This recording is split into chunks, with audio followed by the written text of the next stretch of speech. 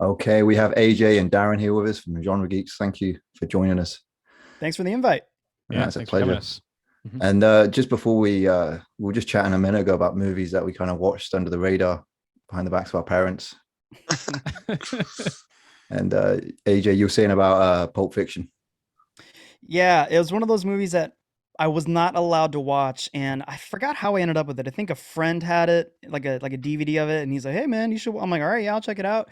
And so I waited till like my parents fell asleep, and I put it on and I was watching it. And I'm like, Nothing's outrageous. I mean, yeah, they're cussing a lot and there's some blood in it, but I'm like, nothing is outrageous here. And then all of a sudden, that scene comes when Ving Rhames is getting freaking railed by Zed. And my Zed's jaw dead, hit the baby. ground. I'm like, Zed's dead. oh my god, the world is way darker than I was prepared for.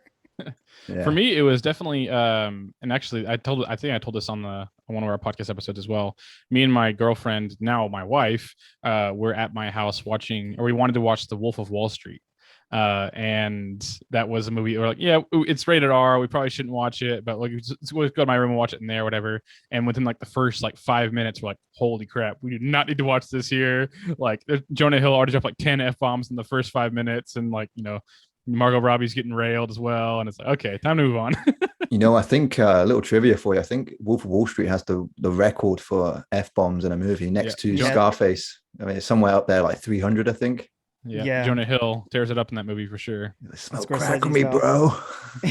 I love that's the second time Darren's brought up that story in this context, because there's another podcast that's they're really great called Who Let You Watch That, and that's their whole bit is All what right. movies did you watch when you were way too young? They did like Nightmare on Elm Street or whatever, and then Darren's like, I was 17 years old and I watched a rated R movie. And I wasn't allowed. I'm like, I think you're missing Well, the game. That's a good story. well, mine's a bit of a complete opposite to you guys because my dad, like, I lived with him between the ages of 4 and 8, and he was ex-army. He just didn't. He wanted to teach me early, so he had me watching Train Spotting at 7 years of age, Oh my god, and I'm just Shit, like, man. yeah, swear to God, that's a rough one. he wanted to teach Yeah, me let's about watch it. some Scream, people. man. Let's watch some babies dying and some ODing, and It just this is life, desensitized me. son. Yeah, I was watching Pulp Fiction by the time I was 11 years old. But here's a funny one. So my mother Jesus. was obviously like a normal parent. You know, Like she, that she, phrase, normal she, parent. she- I was playing the N64 at the time. This was like the late 90s, and I was about 7 years old at the time. She buys me the South Park game. You guys familiar with that one with the Oh turkeys? yeah. Oh yeah. And she thought it was a kid's game and all that, and she could hear Cartman and all that dropping f bombs, this, that, and the other. I come back the next day, that game is gone. Yeah, yeah, absolutely. And I'm like, man, that game was shit hot. That was a shit hot game. And then Dude, but yeah. No, and no, then go ahead. No, it's just, and then that sort of falls in line with, I think, around that time I was watching South Park the movie because that had just come out on VHS, Hmm. and showed it to my 7-year-old nephew at the time, my 7-year-old cousin, sorry, and he was at home the next day, and my auntie rings up saying, "Why is he jumping up on the couch saying, 'Shut your fucking face, Uncle Fucker'?" Dude. Yeah. Dude, that Jesus. stupid bit took over the world, and I remember that's so. Which it's fun to know that it also hit over there as far as over here, Oh Oh, man, big because time. yeah, classic. it took over the freaking I world, still, I dude. still couldn't tell you what an ass belonker is. Just couldn't tell you. But like growing up, my mum was the opposite. She didn't give a fuck what I watched. So like, I was watching Scream and everything. I used to like go up the stairs and look behind me and make sure fucking Ghostface wasn't there. I was watching films I shouldn't have been watching that I watched anyway, like fucking horror movies and shit. Mhm. Yeah, my parents never let me do horror movies. It's weird. They didn't let me watch Scream, but they let me watch Scary Movie way too young. Which if it's basically it's really close to being the same movie, if not a Right. little worse in terms of like appropriate for a kid. Yeah, I like mean, you they say. do go a bit more gorier, I'd There's say. gory, there's nudity. It's way. If you I think recall the the scene in the closest. bathroom, Yeah, dude gets I think killed the with a penis. I think the closest one for me was that. I think I was like maybe in second grade or something like that. There was like some kids that wanted to go over to some house and watch Saw, and we went over to their house and watched Saw. And I mean, I remember they were downstairs watching it, and I was like, me and two of the guys like went upstairs because we were just like, oh, this is scary. We don't want to watch this. Blah blah. I vividly remember. I don't know if it's in the first movie or I'm not sure, but it's like that whenever like they throw that girl into the pit of needles or whatever. Is that the That's first part. movie? Oh, that's the That's part second one. two. Part 2, Second yeah. one, So that I remember that scene vividly, watching that as like a 10-year-old or what. I don't even know how old I was, but it was just like I'm still traumatized with that because I hate needles, and I was like way too young to watch that crap. So we had That's so funny. we've had this guy on the podcast 3 times, and we must have been 18 at the time, and we stayed around for my friend's birthday the night before. We were doing like a Saw marathon, and he didn't watch any. I think we watched 4. I think that's how many were out at the time. And the whole time he was on his phone, like head down, didn't look up once. Fucking nerd. And he was hiding the fact that he was also hiding the fact that he was going blind at that point, wasn't he? Yeah, I mean, he was blind the whole way through school and didn't tell anyone. Like, He's what's now the point in that? He became a Paralympian, so it worked out in the end. Oh yeah, I'm familiar with that one. He was Ale- on one of the last episodes you guys had on Spotify. I listened to. Yeah. No, yeah. Yeah, and you guys had me rolling because I lived in England for 4 or 5 years back in the early 2000s because my dad was in Air Force. I was an Air Force brat, and so I was stationed over at Lakenheath. And you guys were like rambling off a bunch of like old TV shows and stuff I haven't thought about in like 20 years at this point. And so you were asking, which would be a great question for Darren. It was like if you wanted Who Wants to Be a Millionaire or Weakest Link, like between the two. Yeah. oh, weakest And link, sure. but the British version of Weakest Link goes hard, dude. If you don't know, Oh, yeah. the You know American who one Anne Robinson is? sucked, dude. Huh. She said some Jesus. horrible shit, didn't she? She was saying to this Yeah, one woman, she was mean. because culturally we have different terms. Like if you're not working, I don't know what you guys call it. We call it being on benefits. Okay. Yeah, it What do kind you of call it?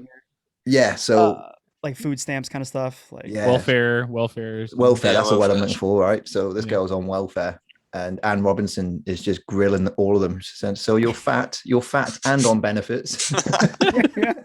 I found that clip somewhere as well. It was fucking well hard to find because that's atrocious. That's atrocious. Wait, is this not the same lady that was on the American version like back in the day? Because I think I've seen these. Probably. Maybe they aired it in the U.S. Maybe, I'm not There was a sure. U.S. version that was not the same. Well, but she was like a blonde-headed lady, right? Yeah, she's been blonde before, I'm sure. If she's like 80, but she looks 50 because she's so much plastic surgery. Well, I She's told on she's on They're countdown faithful, now. Is it aren't countdown? they? Countdown. She didn't countdown now. Just counting. I absolutely love game shows, so I'm pretty sure I know what you guys talk about. And yeah, she was brutal. She was ruthless on that show. Yeah, So she wasn't a nice woman. Maybe And, you guys will know because I've been if there trying was to one- explain this game. I've been trying to explain this game show to all of my friends since I moved here from England. Do you guys remember the Crystal Maze? Yes. Thank Yes. God. Oh my God. Your reaction right now. I'm trying to explain to all my friends. Like, dude, Fucking this shit- love the this show Crystal is Maze. amazing. And they're like, I don't get it. I'm like, it's so much fun. They don't have any version of that here in the US. And That bums fucking me theme out. tune as well. Oh, I can still hear it. It's so Member dope. berries. God damn. Yeah. Oh, Dude, that man, game shit. show would do so was well. man. like- I love Do you that remember show. Fort Boyard? If you Fort were that Boyard. long ago. Yes. Oh, Oh my shit, God. I yes. forgot Fort Boyard. Holy Dirty crap. 10. Did you know the host of that show is in jail? Oh, Oh my be in God. jail. No, he was in jail. He got done for murder, and then when he came out, typical. No, he got caught on webcam doing dirty shit. No, I swear to God, right? Like, come on, I'm fucking Rain Man over here, right? Was he on webcam doing murders? No, he got I don't know. he got done for murder. He got done for murder in like the 1960s, right? And in typical BBC fashion, as soon as he's out of prison, like he gets a job as an actor. You know? Don't That's he so funny. didn't he get murdered in EastEnders? Probably. He was one of the dirty den, wasn't he? He was one of the Oh, baddies. jeez. But yeah, so he hosted What this the show fuck? called Fort Boyard, and Fort Boyard was kind of like the Crystal Maze, but it was in this fort off It's the on an island, wasn't it? Channel Islands. And obviously they didn't do the challenge within the allotted time. They got locked into this place and they had to try and get as many keys as possible. But what was funny about it is that but at the end of it, and I'm working on 25-year-old memory here, by the end of it, they had to do something by X amount of time to get through the gates. Otherwise the tigers would be let loose. And as a kid, you're thinking, oh shit, the tigers. Like, well, that was never going to fucking happen. I don't know why they did that. Dude, as a starry-eyed American who just moved to England and I'm like ready for the culture shock, I'm like, let's see what British TV is like. And they're like, if you guys don't get out of here, tigers are gonna freaking eat you. I'm like, dude, these game shows go way harder than in America. So when did you move away from the UK? I think 05 is when I moved. Oh, 5. Moved So did you back. miss Deal or No Deal? We had our own version of it here. I don't know if there was. We it was had a- Howie Mandel. It was Howie Mandel, baby. Howie Mandel. Fucking hell. We had Noel Edmonds. Mhm. Oh no, we didn't. No, not remember them. Oh man. No, I Yeah, missed so that. Deal or No Deal, like that was an interesting one because that originally was a Dutch show. And it came from the Okay. Netherlands, and everybody hated it because What was it called? Dan K or no Dan K? Thank you or no thank you. Is that what that means? Howie, thank you. Yeah. Thank you. Thank No, you, Howie. thank you. But no deal. No, thank you. Did you know what's funny about Deal or No Deal? It's like you'd always get this crazy old bitch that would come on like it was her turn to be on the show. And she'd be like, I've got my lucky gollywog here, you know, rubbing it, you know what I mean? It's like, well, number three, and they open up and it's like a penny. Like, You know, or the ones who just love stick that. with the same number that they're opening that at the end, they don't care what it it's is. like, that's my nephew's birthday, so I'm going to 23, and it's like a $250,000. Like, fuck. Oh, you guys remember? Surely you guys have seen that Mad TV skit, right? With Key and Peele before they were Key and Peele. It's like, man, what is it? I can't remember. It's like, oh, Yeah. my sister's 2. My sister's 22. She got 2 sisters, the twins, and someone picked case number 22. It's like, anyways, you gotta check it out. It's Mad TV, like old school, like 20 years ago TV's before old Key and school, Peele. man. Yeah, well, of course. Yeah. Absolutely. Now, I have caught a few clips of them because they took over the reins of the Chappelle show, didn't they, afterwards? If I remember Yeah, I rightly. guess so, kind of, yeah. Dropped off. I mean, they survived for a few more years before they finally bit the dust, which sucked. I loved Mad TV because I was like angsty back then. So I'm like, oh, everyone watches Saturday Night Live. I'm gonna watch Mad TV. They had Bret Hart on there, like on one bit. I'm like, this is way cooler than Saturday Night Live. I'd And then it was say canceled like 2 years later. when we were younger, this is like early 2000s, we had our first exposure to Adult Swim. So we had there was a new Cartoon Network channel called CNX, and then after about 7 o'clock, that's when they started showing Trailer Park Boys and all these other Adult Swim ones, and we'd never heard of these things before, so we were like blown away. Like, oh my god, can cartoons say that? You know what I mean? Dude, when I lived in England, we had whatever like cable was called at that point, and what blew my mind is there was nudity on TV at like 5 in the afternoon, and that blew my mind. What channel was this? No. Ask for a friend. With cable, it was like, I don't know, like 800 or something. I don't know what it Oh was. yeah. We had like being that far. 1,000 channels. They were all useless channels because there was only 3 that I ultimately watched as a kid. But I was just like, oh, so this is different too here in England. Like this whole new world to me with like TV and stuff. Shattered my brain. It is interesting, like the cultural differences between us. You know, I was watching this YouTube channel called Food Wars. So they compare portion sizes of, say, McDonald's or KFC or Subway and show you what's different and what's not different and all that. And I'm just like, it is interesting.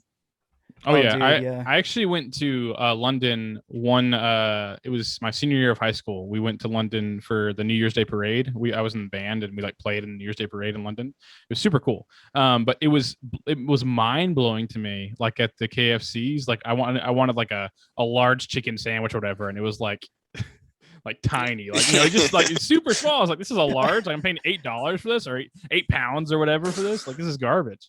I like how shillings. you go across the world, across the ocean, and you like to visit London, which is such a big deal for you. And you go to KFC, baby, KFC.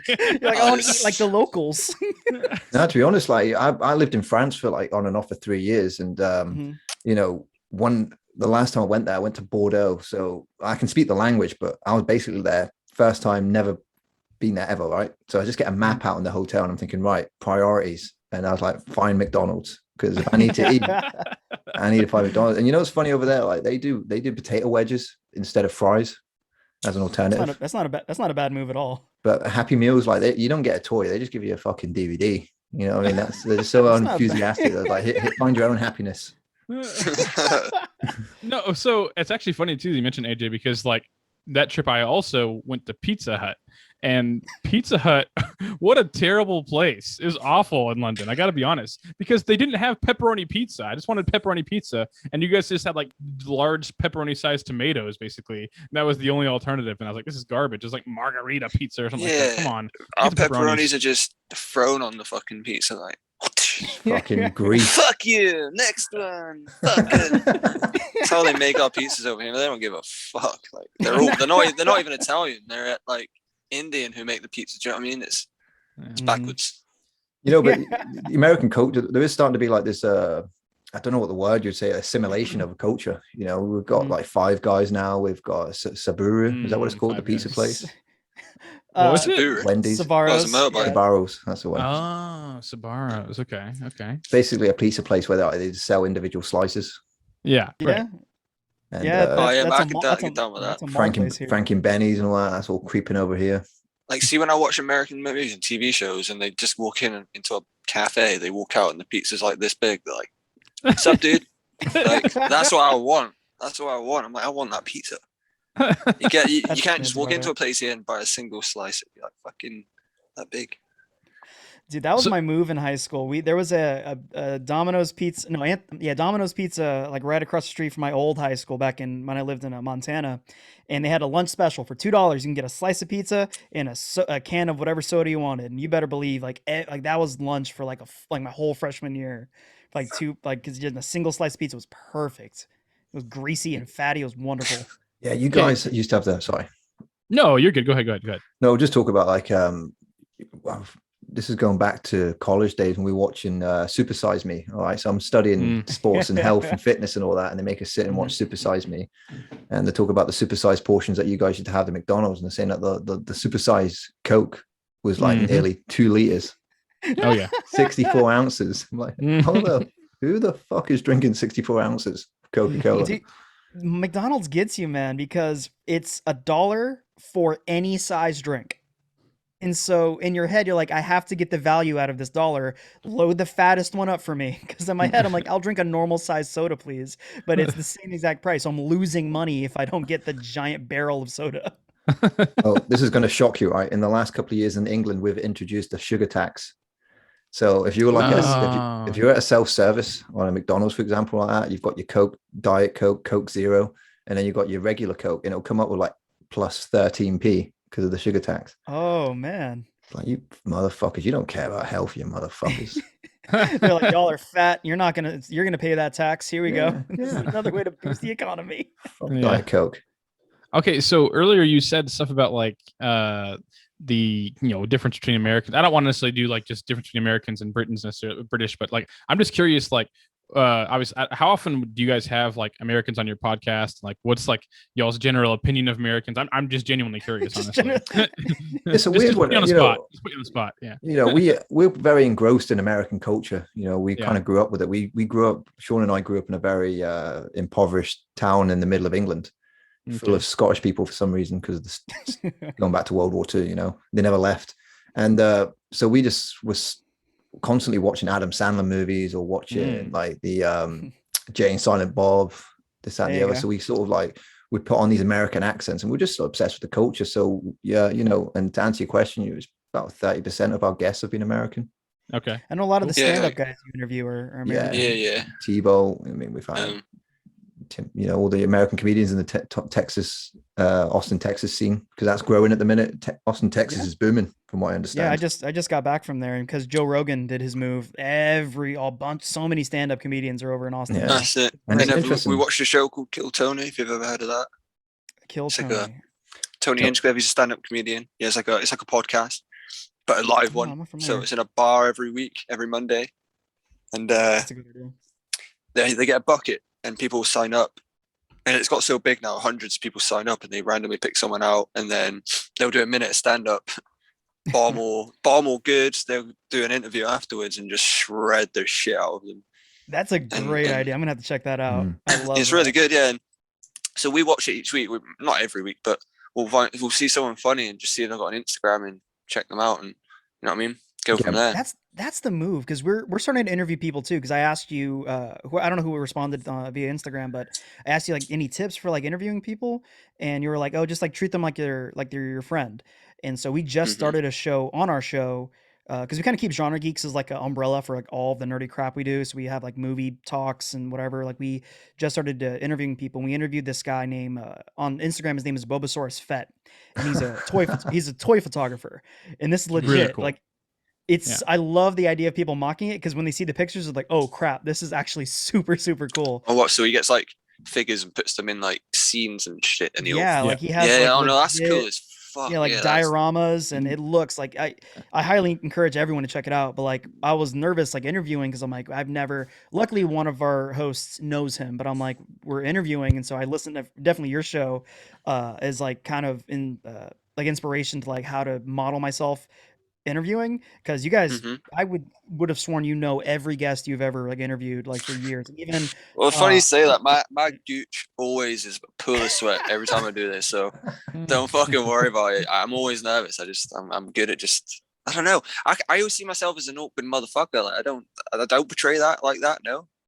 I don't know. could not tell. No, like everything ran like Cool. seems so like seamless and so like definitely the thing that I liked is how you said like treat them like friends. So I just started like I'm like, well, hopefully you like my sense of humor, and I just started rambling off, and so that definitely worked. Like even your Well, interview that's with it. your interview with Dave Sheridan, that was that was the first episode I heard from you guys, and I freaking loved it, and that was insane. Like being able to talk to him, that had been really cool. It was funny because it's all about in life. I don't want to go too deep, but like in life, I find that certain opportunities, even if nothing comes of it, will open up a door somewhere else. So to give you an example, there's this really unknown, because off the back of Jason Tebow that we interviewed, he got us to watch a film called Windy City Heat.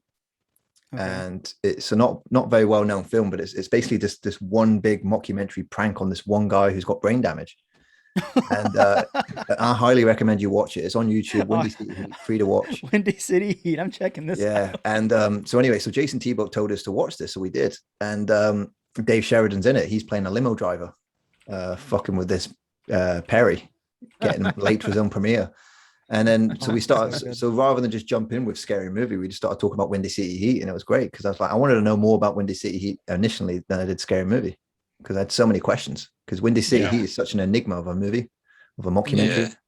There's so many unanswered it's questions. so underrated and so not well known either. It's absolutely hilarious. Oh, I watched it and I was sober as well. 90 minutes. I laughed from beginning to end. Yeah, I'm definitely checking that out. That sounds great. Yeah. To me, like I feel like the mark of a good like interviewer is just someone that's like just genuinely interested in the topic. Like, you know, because if you're genuinely interested in what you're talking about, then you're going to ask questions that are interesting. You know what I mean? Like because like the interview with the guy, the toy photographer. Like I don't know anything about toy photography. I don't know I've never heard of it before. But like it's one of those things. It's like it's cool that there's someone out there that like really enjoys this stuff and does it like all the time. It's like, okay, why are you spending your entire life and all your time doing this thing? Like, there's obviously a reason for it. You enjoy it or whatever. And so like, I feel like it's one of those things that like, I don't know, you just have to be interested and just be answering good questions, listening, that kind of stuff. And I think you guys do a good job of that. I haven't listened to a lot of your podcasts. I listened to about half of one. My job kind of limits my ability to listen to podcasts. But anyways, I've listened to about half of the most recent episode you guys released. And yeah, I think it just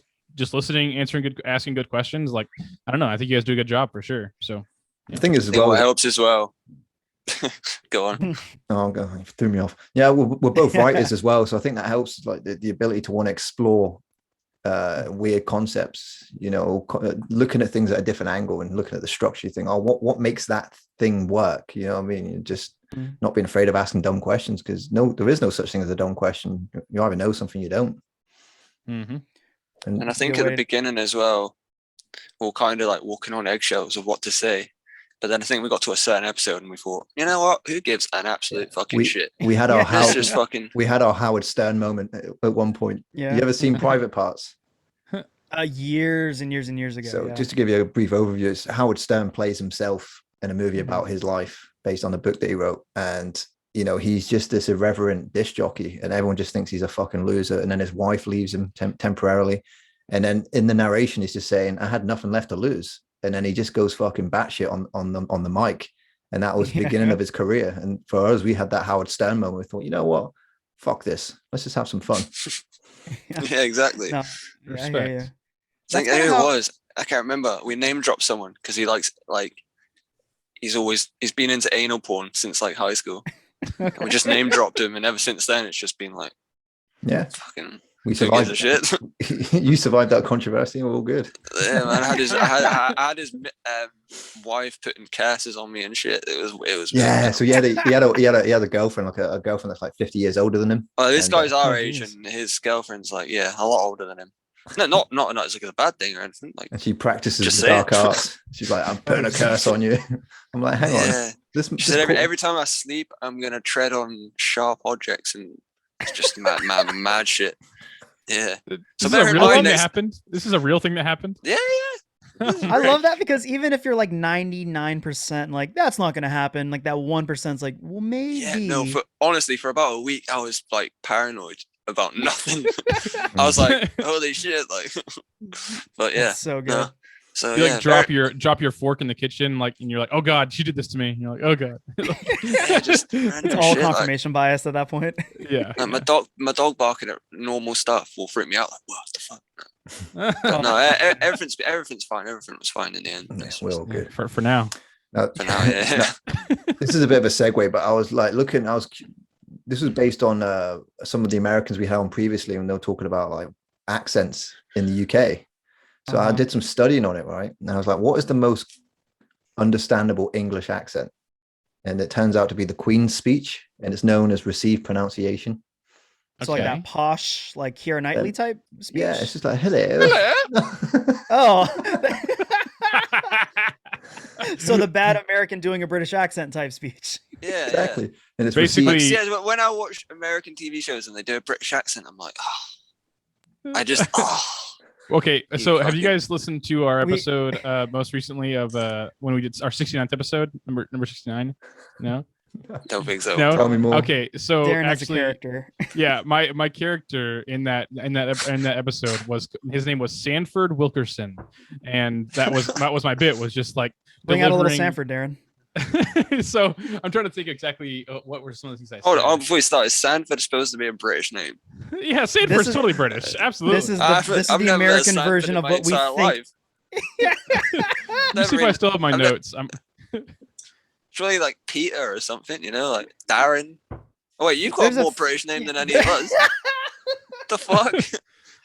Yeah, but it's There's spelled, 1,000 Charles, anything. Actually, You it's need to spelled roll off the American. tongue. it's spelled like Yeah, a here- fucking like a Darren, refugee. yeah, Like, what's you know up, what I mean? Darren? Like, Yeah. Oh, dude, no one knows how to say your spell his name name. spelled like a guy that's got stopped at the border. How would you spell that? Okay, here you go. we- Here's a little There we Sanford. Here's a go. little Sanford for you. All right. All right. Okay. Hello. I once knew a man from New York whose pecker was split like a fork. Though men were disgusted, the ladies just loved it. He could pleasure both starboard and port. You know what, mate? You should start doing audiobooks for Oh, like. There we go. Charlotte- Yeah. You should start doing like Charlotte Bronte audiobooks. Mate. Jane That was Eyre. pretty good. That's actually a pretty good British accent. It's on the Nice. verge Appreciate of that. taking the piss as well, You but speak better British than can- we do, so fair play. Yeah. We got these Yeah. weird quasi-Scottish accents. You know what I mean? yeah, Scottish, Well- Irish, fucking. Well, that's okay. Let's hear your American accents. Let's hear. Let's hear. Yo, what's up, Chad? What's in that red cup? Is it the finest beer? Like you like go like Surfer Boy California. Like Yeah, man. Radical. What else? Fucking. You're not from these parts, are you? That's I funny. got Like, a snake in my boot. I love accents. Like I love watching all the YouTube like dialect coach type people, and they say like the number one accent people go for when they're trying to do an American accent is like the Southern accent, because like that's Yeah. the one that's like they associate the Suited. Southern or like the New York accent, like that heavy like Brooklyn accent is what people Yeah, go like fucking beer pong, dude. Yeah. for. But I love American shit. Like, You know- I just take the piss. Do you know what fascinates me though when it comes to like accents is obviously you look at the history of how the America was founded. You know, a bunch of British, everyone from all over Europe sort of all came over to this new land. They're like, oh, great. But at what point did that English accent become a Texas accent or a New York accent? What happened? I want to know. Chad. When I'm did not. I'm hello, not. chap Yeah. become yo, dude? Yeah, what I'm happened? not unconvinced. It's just laziness at a certain point. I think who was it? I think it was Joe Rogan had a bit where he was like, Oklahoma, the whole Midwest is just populated with a bunch of quitters. They all wanted to go to I remember California, that. got tired of it, and they stopped in Oklahoma. And Yeah. so it was Well, like, how do people like that speak? Well, they kind of drop their effort when they speak. Why speak? Why put effort into talking? I'm not going nowhere.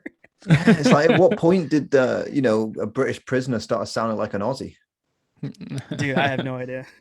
It's just- Maybe that was just survival die. instincts kicking in with all You the die, different mate. dragons and stuff they have over there.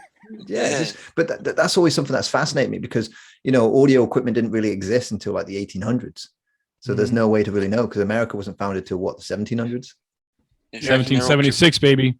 They're 1776. communicating by pigeon to fucking. We must all speak in this dialect. Yeah. Could you imagine? Could you imagine? Like, there must have been like, because everything. Every time you invent something, it always ends up being sexually involved, right? And I'll explain of why. course. Rule 34. Mm-hmm. Yeah. One of the first movies that ever came about was like a 30-second short of a train pulling up to a station.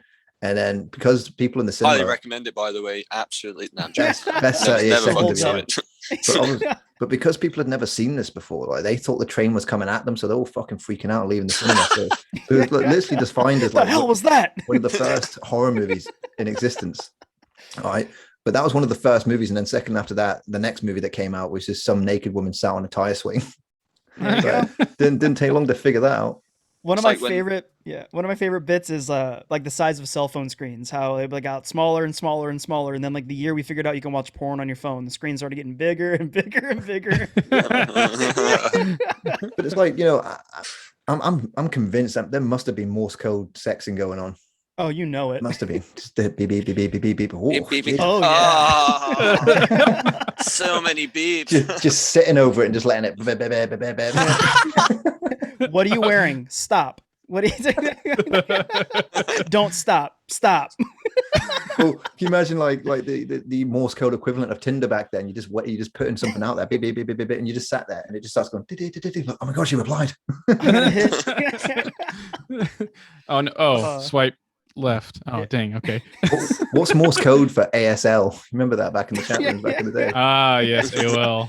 I used to go in this chat room when I was like 10 years old. I started my first time going on the internet, and there was like this chat room where you could like play mini games and all that.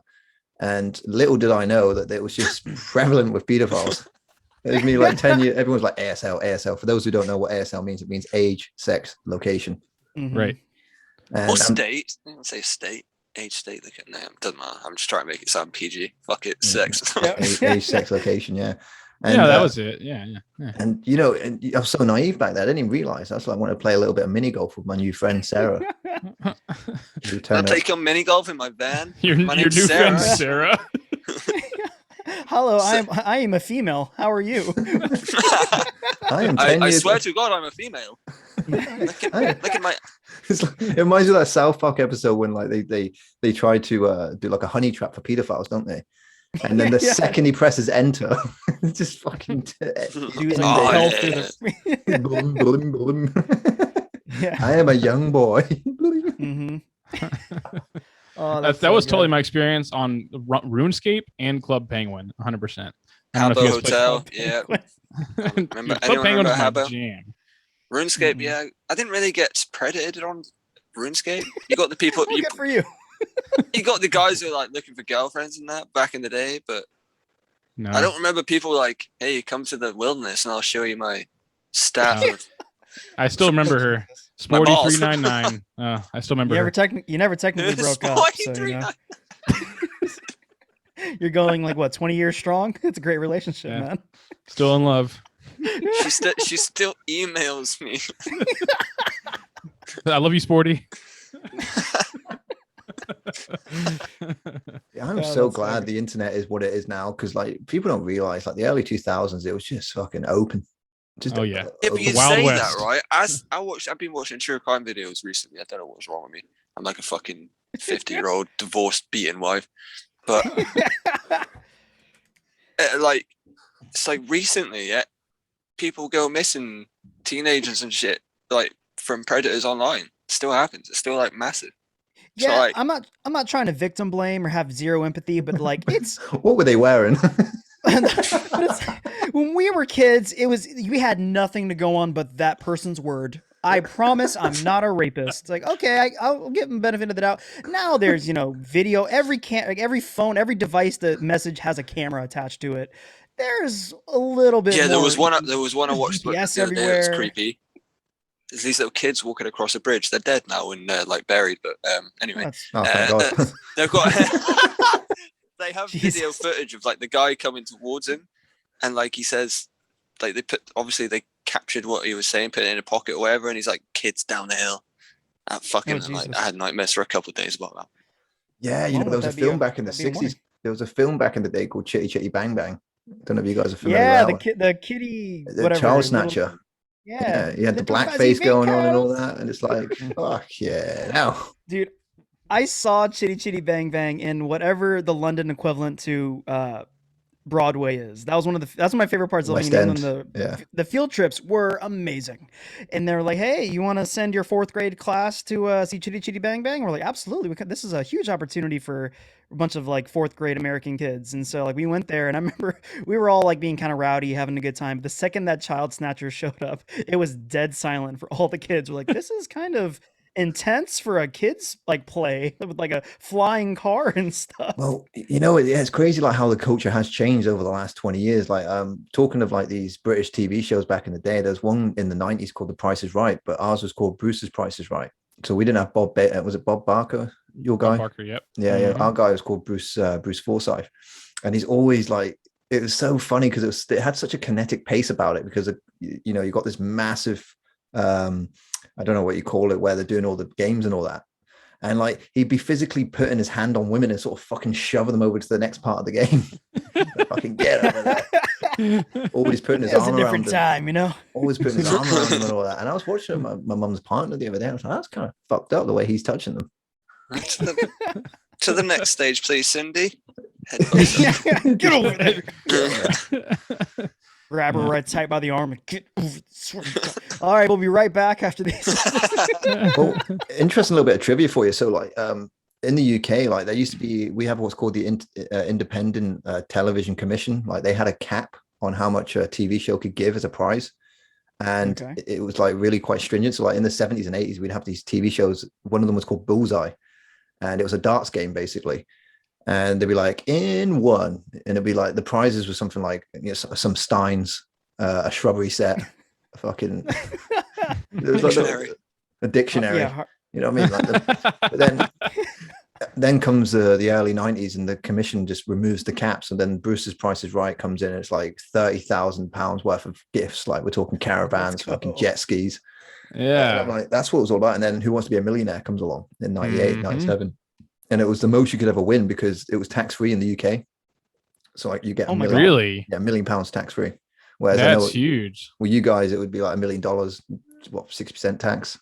Yeah, 40% yeah, they tax. take 60% of that current. Well, either way, you're getting barely half. One of the legendary moments that I remember was the first guy to win Who Wants to Be a Millionaire in the US. He used his last lifeline to call his dad.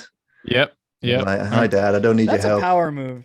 Yeah. What a flex. He's like, hey, Dad. Hey, I just want to let you know I'm about to win $1 million. So, all right. Thanks, Dad. Bye. And then he just answered the question, and then the confetti falls. Oh, so legendary. Wouldn't it be funny if he got it wrong? Oh, my God. And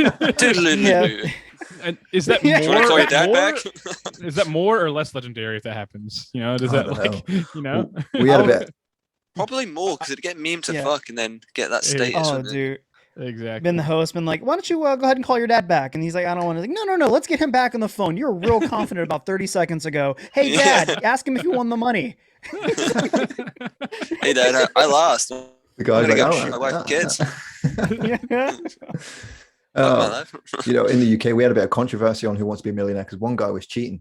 I think I watched that video. It was like a documentary, like on YouTube. I watched about it. Yeah. I always like the most not subtle way possible. Was it the coughing thing, right? Where there was someone coughing in the office? Yeah. So he'd say all the questions. So like the way it worked was, it was done over 2 shows.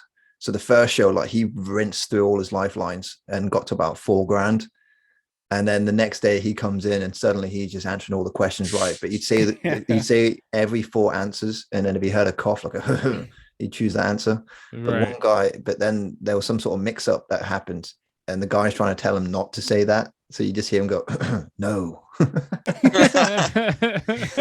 and then there's one time when the guy doesn't even know the answer, so the wife has to intervene. She's in the audience going. And they did a documentary. Why did that guy just go on the show? The guy who apparently knew all the answers already. Fastest finger. So they had like they had a syndicate going on, and but there's an interesting documentary on YouTube that covers it. Yeah, called Major Fraud. Who Wants to Be a Millionaire? I watched it. Yeah, it's so good. And they said they have the audio. Yeah, they have the Yeah. audio when they called the dude to say, "You're not getting any of this money." Yeah, I And it know. was the most British response I've ever heard. He's like, "All right, well, thank you." It was real polite. Well, It'd I be a tried very to, different but phone there you call go. in Well, US. fuck me, right? Yeah. Now what's a tipping point? Oh, know what's well, I funny? appreciate it. Thank you. These guys just never quit though. Like they were on Celebrity Wife Swap after that. They were on fucking Really? White swap. yeah. He lost his fingers in a mowing accident. This guy just wouldn't. That's A karma, mowing bro. That is- accident. I'm if sure it was that's a not mowing karma- accident. Yeah, he published 2 A novels. coffin accident. Oh shit, my Yeah. fingers. No, that was they owed money, and that's why they were cheating on Who Wants to Be a Millionaire. Yeah. Oh, man, they're relentless. But yeah, and then he published 2 novels that are out of print. So this Well, guy and there's just- that. That's You guys heard of incredible. that guy too that was on The Price is Right that like memorized all the prices. You guys seen that That's before? not cheating. Ah. I don't call that cheating though. Well, so like basically like he had tried to get on The Price is Right like for years, and he finally got on. And like the first part of The Price is Right, obviously, we're like they're bidding on like that one showcase so that they can move on to the next game or whatever, right? So like the dude bid, and he did it really stupidly because he's like, oh yeah, he had like a spreadsheet in his brain basically, and he's like, okay, that thing's either 658 or 637. So he's like, I'll just say 658, and then the little bell rings, and Bob's like, all right, one of you got it exactly on the head. And so it was this dude or whatever, and then the rest of the time he was on the show, he like knew everything. He knew every like price, but like if he had just said like someone were kind of close, he would have never been caught. But like basically the fact that he was saying every price nail on the head, they end up like, hey, that's cheating. You can't do that, essentially. I don't And find that to be they, cheating. They That's still pretty gave him the smart. money, but basically, like they were like, yeah, we gotta. Basically, it forced Price Right to change because they were using the same products on all their shows. Now they like have a huge variety of products. That way, there's no way anyone can memorize it anymore. But it was really interesting. This dude like memorized like thousands of like prices. It's ridiculous. That's awesome. We it's hard to like we have a TV channel called Challenge, and it just shows reruns of like Price is Right from the 90s. Mhm. And you can't play these games anymore because of inflation. Like you don't know what Yeah. can of beans is going to cost you these days. Yeah, Oh, yeah. 37 cents. Jesus. It's like, wow, they were good old days. Yeah, right. exactly. Back when Bruce Forsyth was touching women Yeah. openly on primetime TV. No, he's dead. Yeah, he's dead now. Yeah, Yeah, the beans though. He was an arsehole apparently. Anyway, Yeah, no, it's not till he dies everyone's like, yeah, he's a fucking dick anyway. But when he's alive, he's like, oh, good old Brucey. Give me some money, Bruce. his catchphrase was nice to see you, and everybody would shout nice. And like where I'm living now, I used to always walk to college, and I'd walk behind like this gala bingo place. It looks like just full of needles and all that, and in spray paint it just said nice to see you.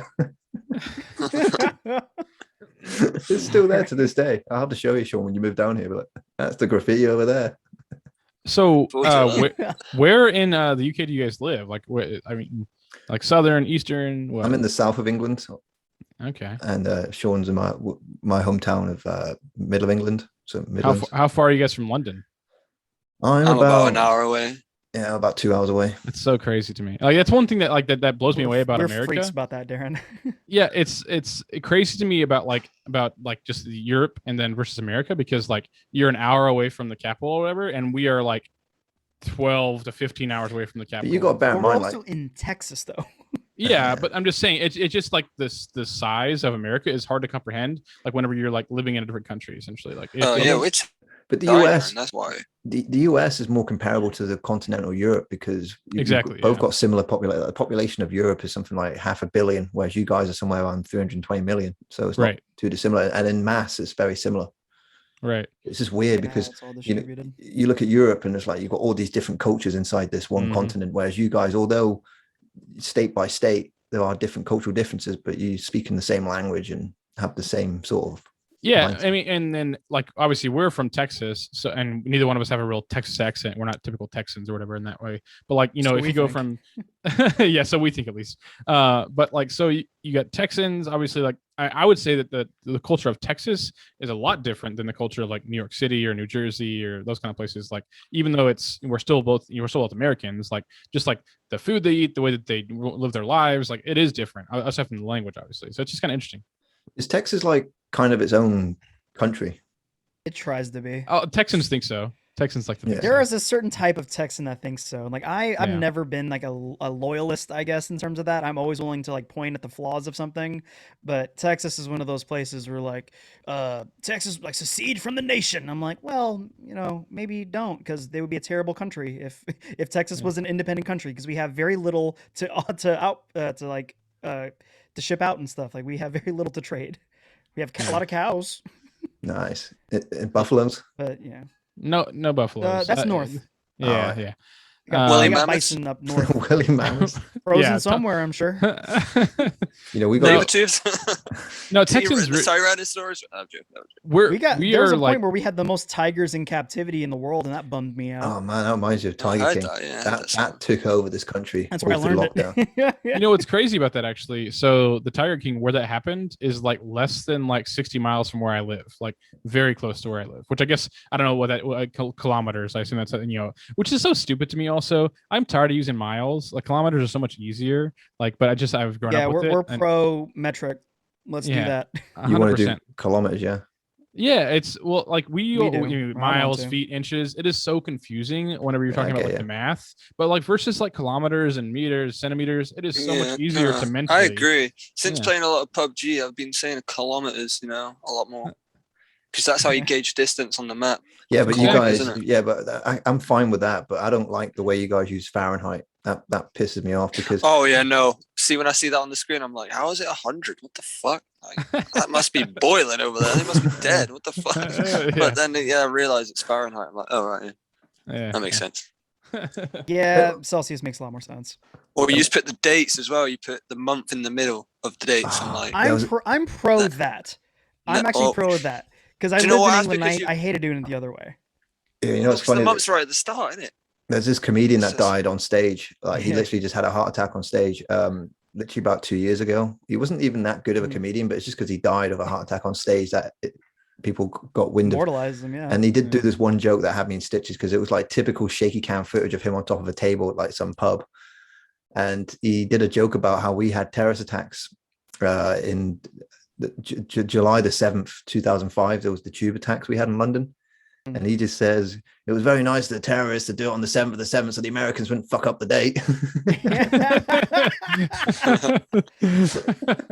That always screws me up looking at that. But no, the only reason I'm pro the American way, where it's the month, the day, the year, is because it's in like organization for me, like scheduling for me that's Yeah. way more convenient for me, because like when you're like, oh, it's the 3rd. Okay, well, is it the 3rd of this month, or because that's tomorrow? It's the 3rd of next month. That matters. Like going big, small, big helps me kind of like in rapid succession kind of figure out time, or like So, the time. well, of the okay, thing. answer me this then. Do you guys, when you're saying like, okay, let's just say the date is 12/3/2021, how would you guys literally say that? Like if you're saying like 12/3, or well, I guess I should say 3/12/2021. I How would you don't say know. that? You- The 3rd of the 12th, 2021.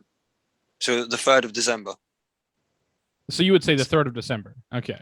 Yeah, so Yeah. see, we would say December 3rd, Yeah. which is kind of It's interesting. not that much of a difference, really. It's not just that big of a difference, confusing. actually. It's It's just a confusing when you cultural grow war. up and then see it a Yeah. different way, and you have to do it on emails and shit. You're like, well, fuck you, you know. But just like in casual conversation, you would say the 3rd of December. You wouldn't say December 3rd. Normally Right. we just If someone said, "Oh, what's the date today?" Like today, what day is it today? The 12th. 12th of It's- Well, it's- Yeah, okay. I'd say literally just become the 13th like 1 minute ago.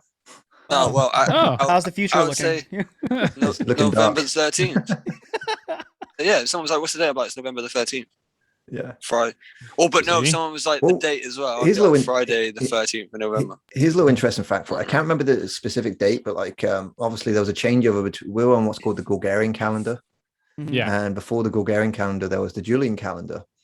But the Julian calendar hadn't really put into it'd been used for so long that they realized that the seasons weren't happening correctly, like spring was happening later or sooner or whatever. So eventually, like the Vatican or whatever, were like, right, we need to change the dates. We need to change over to the Gregorian calendar. But they had to start like 11 days later in September, and there were riots for the 11 lost days. It was insane.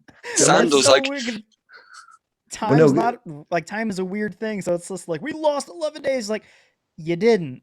Like, Yeah, it was in the 60s. I want to say it was in the 1600s, and there was the riots for the 11 lost days. Imagine it was your You know birthday. what? Like, there's no subjectivism to time, is there? Time's just fucking time. It goes in one direction and it doesn't stop. Like, time's just time, innit? Can't well, change time. Well, it depends. I don't know. I'm being facetious. I don't know. But yeah. That's a good word. I ain't done that for a while. Facetious. I like that. There's some 90-year-old in a lab somewhere in a basement who's been working on it for 70 years, still trying to fucking. Have you ever seen Napoleon Dynamite? Oh, Oh, yes. When Jesus. his uncle Rico was trying to get a time machine to go back to 1983. and then fucking Kip. Napoleon goes on it and he's like, oh, and the stupid thing doesn't work. And then Rico's like, I could have told you that. I'm looking forward to on our we record our show on Mondays, and this Monday we never have guests on our what's called our main show, but we have some guests on our main show. It's from the guys from I'd Like a Refund. They're a really great movie podcast, and one of the co-hosts had a serious like heart surgery, and I guess there were a little bit of complications, and so he was actually like put in a coma for I think it's like a week and a half, and so I'm really looking forward to asking him just like what's it like to wake up and it's been a week and a half later, like that. I can't imagine what that must be like to just lose time like that. But have you ever been knocked on? Have you ever been unconscious? Like knocked out For, like, cold, minor been under surgery, so anesthetic. maybe Yeah, if That's surgery. exactly. maybe for I know it'll be hours. longer, but that's exactly how it will feel like. Just you Just be that just have panic, no though, of like you it's just have been no a recollection. week. There was I this, think, yeah. There's this American comedian called Tom Mabe, and he did a prank on his friend who was like just constantly he was constantly drinking, and so he wanted to teach his friend a lesson. So Tom Mabe, with his influence, his mate blacked out and got taken to the hospital. So he had like the interior of the hospital changed and had the TV set up to like a private circuit, so it looked like it was TV from like 30 years from the future. I think I remember this bit. Wow. Yeah, just to fuck with the guy, and he That's just wakes up such like, I love that. It's the perfect prank. That is I so love that. mean, We though. played Like, a prank one time. oh. Yeah, but he does mean ones. He like he'll go to the bus stop and like stand next to some guy and get a phone call, and he'll be arguing with someone. And he'll be like, "Oh yeah, come fight me. I'm dressed in," and he'll look at the guy like green shirt, fucking he did walk a phone- away. There'll be a group of black people like walking up to this single nerd, and it's fucking hilarious. He did a phone prank once, Tom Mabe, when he gets called up by a cold caller, and he's like, "Can I speak to such and such?" And he's like, "Oh, you just called up a crime scene." You can just hear in the background saying, "Can you dust off the prints real good?" Oh yeah, he's done some quality. Right, because I'm going to have you done in contempt of court if you don't keep your ass on the phone. Prevail in the course of justice. One time, me and my friends pranked a buddy. This was back in high school, and there was a period where a bunch of friends would spend the night at my house for like days on end. And we had one Remember friend those named days. Lee who was always a party pooper. He would always want to go to bed early. I'm like, come on, man, we're playing like Nazi zombies and stuff. I'm like, let's hang out, let's play games and stuff. We're young. And it was like 11 o'clock. He's like, I'm going to bed, guys, or whatever. I'm like, so we decided to screw with him because was it you, Aaron, or was it Oh yeah, I someone was else? there. Oh yeah, I was there. Yeah. All right, so it was you, and like we decided, like we waited a couple hours. He was like asleep, and we're like, let's wake him up. And so it was like 3 a.m, and we started like shaking him. I'm like, hey, dude, it's like 8 o'clock. Come on, like wake up. Let's start doing stuff. He's like, And so we got him like out of bed, and we like I don't know if my memory's messing with me. We like set up like a board game. All right, man, let's start hanging out playing games. And it was like 3 a.m. He had no idea, and he found out. He was freaking pissed. Yeah. He looked at his watch and he was like, "Dude, it's 3 a.m. Let me go back to bed." He was so mad. It was hilarious. Yeah. I've still got some Gotta be prank calls kids, on man. YouTube somewhere. Oh, I'll never tell anyone what the YouTube is, but they're out there. They're out there somewhere. Dude, I truly miss the days of prank calls. Those were so fun. Yes, They were harmless. I did They were one. so much fun. Dan used to come around mine back when. Well, he hasn't done it for a while, but he used to come when we were a bit younger. He used to come around and visit when because he lives in Weymouth. And for some reason, because I live in Corby and he lives in Weymouth, I'm probably incriminating myself here, but fuck it. I'd ring people from Weymouth because they wouldn't know who the fuck I am. The ironic thing is, I'm moving down there and like not so. Anyway, and I did that. I did this really horrible one, and I was like, "Yeah, I'm never doing pranks again." That's the end of my prank call career. that's all right. I know who that was. I think she's dead now. It's fine. All right, shit. Oh, you're in the clear. Boom. Yeah, hell yeah. Only you and that woman and God knows. Let's do pranks again. Like, My friend, yeah. My friends and I used to prank call. We had in Las Vegas. I don't know if you guys have you ever. Side note: have you guys ever been to the U.S.? No, we do plan on No, going to Texas though at some point. When I was younger, like I barely remember. It was like Disneyland with my mum and shit. But like I was so young, There I you don't go. remember it. I got lost. Cool. In Las Vegas, they're infamously on the street. There's dudes handing out basically prostitute cards. It's like a business card where it's like, I forgot what like legal term they give it, where they're like a Escort. consort for the night. You want some company? And it's got numbers on it. And we're children. I was probably 12, and they were just like, here you go. And I'm like, yeah. So like, I had a buddy who went to Vegas, stockpiled, got a bunch of these cards he collected, and we prank called almost every single number with it. We're like, hi, I'm trying to get, this is pretty distasteful now, but like I'm trying to get a prostitute for my husband and I, and like the other end's like we only have like female hookers here. We're like, oh, that, or not hooker, whatever legal term they called it. We're like, oh, that'll do fine. Will she just watch?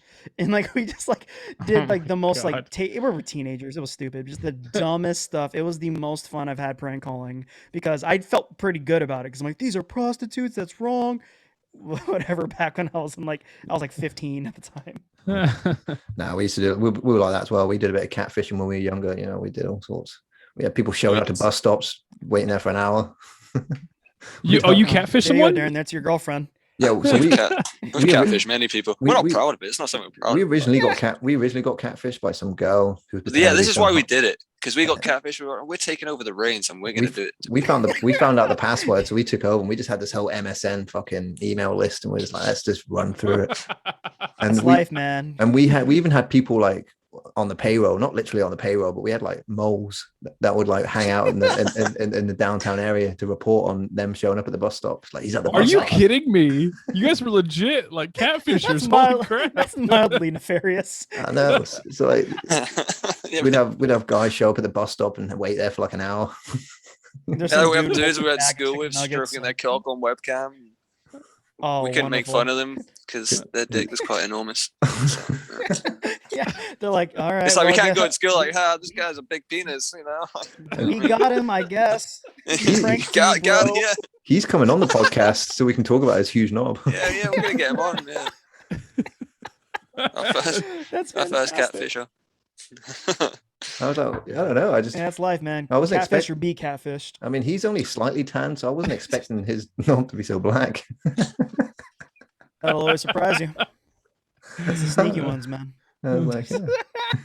That should be the name of this episode for you guys. I didn't expect his knob Oh, to be so God. black. Exactly. It's not. And It's not. and It's it's just not. Darren smiling. Yeah. Is it considered racist if it's blackface on your own cock? I don't think so. You got my green light. Yeah, man. Jesus. That's so good. Oh no. So, How do you- something I wanted to ask you guys before I forgot. We're a nonsense podcast or whatever, but like we made our podcast because I moved away, and Darren and I still want to keep in contact. So our friends and stuff, our weekly podcast is just kind of our way of keeping in contact every week and chatting like this. What was your guys' origin? I'm not familiar with how you guys came about for your podcast. Real quickly, there's a bit. I can hear a bit of mic pop. I don't know if it's my headsets or not. Is your I think. I mean, I'm I not think sure. I'm You guys alright. hearing it? I'm not hearing anything. Oh, so it's gone now. Sorry. Maybe I'm just having a Okay. stroke. Anyway, so but yeah, no, it was lockdown. It was just one of those impulsive lockdown things. You know, I got an Xbox for Christmas, and Sean and I started chatting on the headsets. We hadn't spoken like through voice in like 2 years, so we just started Twitch streaming, talking nonsense. Next thing you know, we get some weird dude from LA who used to go up Hollywood Boulevard dressed as the Iron Patriot, Iron Man, or whatever he calls himself. This guy was fucking deluded. And next thing you know, we get a friend on from school, and we're just like, cool, let's just keep doing this. That's literally cool. the That's origins of it That's was, true, I That's suppose. cool. you know, we're writers. And it's just because we've known each other so long, and like behind closed doors, the banter we have, it's just Yeah. we thought it will translate well to podcast. I'm sure, maybe, I don't know. And you got to bear in mind, like in America, like with you guys with the lockdowns, you know, it really differed from state to state. So like Texas, for example, for what I understand, it never really closed down. You might have had a few weeks here and there, but nothing really changed, did it? You just kind of got on with it. Whereas in the UK, the whole country. Restaurants and stuff, stores, yeah. But like we weren't like stuck in our homes. Yeah, Kind of in thing. the They try UK, to encourage it, it but was just national. So like the third time it happened, so it was stupid, man. Like 2020, I think it was like March to like July was the first one, Right. and then we had a second one for like 1 month. This time last year. Yeah, just to save Christmas. Just Like, all of oh, we got to save Christmas, right? And then they started people making can up. go, yeah. It's like you can have 3 members of your family in the house, so it'd be 6. You know, this fucking make it go along. But then the third one was January 2021, and it went on all the way till April. Wow. I had no idea. Yeah, and that's Yeah. when we started. And you know, the mindset back then was like, "There's no future." We just didn't know what was happening. It was like, right, we're home now. Got to play the Xbox. Got a bunch of weed. Let's have some fun. And so we Yeah. had nothing to lose. It really is. That was the mindset going into it. We had nothing to lose. Yeah. Yeah. I mean, for us, the lockdown was like you just said, like there was about, I would say probably a month or two that like there wasn't anything that was mandated to be closed. Like for the most part, it was like, you know, grocery stores, like anything that was like essentials just had to stay open. But like restaurants here and there, like random shops, whatever, had to stay closed. But really, we weren't like mandated to stay home though. We could still go to parks, we could still go, you know, outdoor stuff or whatever. So it was definitely different here, and that wasn't even necessarily just Texas.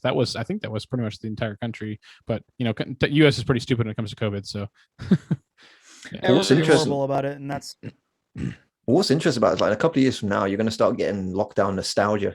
You know, people are going to start talking about lockdown because it was a global phenomenon that affected all of us. And yeah. one of the things that'll always stick with me was Gal Gadot singing "Imagine" by John Lennon.